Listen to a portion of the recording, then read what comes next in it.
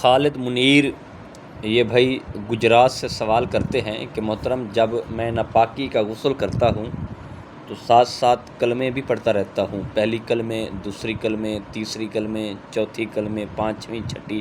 یہ ساتھ ساتھ پڑھتا رہتا ہوں، پانی بھی ڈالتا رہتا ہوں اور ساتھ ساتھ یہ کلمے بھی پڑھتا رہتا ہوں۔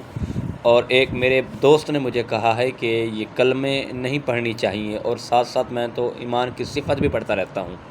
تو پلیز آپ رہنمائی فرما دیں کہ ناپاکی کے غسل کرتے ہوئے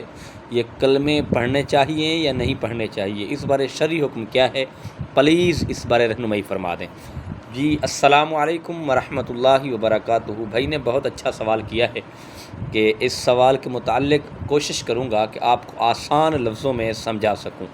اور اس سوال کو سمجھنے کے لیے آپ ویڈیو کو آخر تک سنیں تاکہ یہ مسئلہ آپ کو سمجھ آ جائے۔ ہمارے بہت سے لوگ ایسے ہیں اور خواتین و حضرات بھی ایسی ہیں کہ جو جب غسل فرض ہوتا ہے، یعنی شادی شدہ ہو یا غیر شادی شدہ ہو، تو جب غسل فرض ہو جاتا ہے تو بعض لوگ یہ کلمے پڑھ لیتے ہیں، غسل خانے میں کلمے پڑھتے ہیں، ایمان کی صفت پڑھتے ہیں۔ دیکھیں، سب سے پہلی بات تو یہ ہے کہ جب انسان غسل خانے میں چلا جاتا ہے غسل کرنے کے لیے، جب ننگا ہوتا ہے، اب پانی بہا رہا ہے، تو شریعت نے اس لحاظ سے کلمے پڑھنا یا ایمان کی صفت پڑھنے کو بہت سختی سے منع کیا ہے،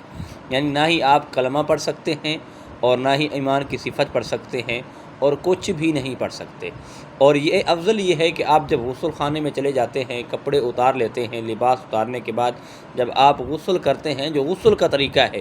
جو غسل کے فرض ہیں، اس لحاظ سے آپ غسل کریں۔ آسان لفظوں میں آپ کو بتا دوں کہ آپ سب سے پہلے جیسے نماز کا وضو ہوتا ہے،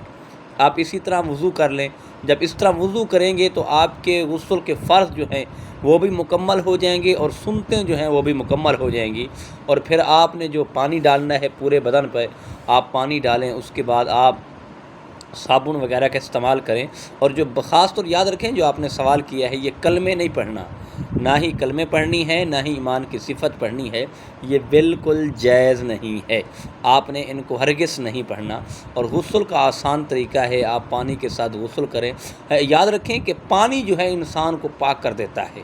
پانی سے انسان پاک ہو جاتا ہے۔ تو اللہ ہم سب کے لیے آسانیاں پیدا فرمائے اور دین سمجھنے کی توفیق عطا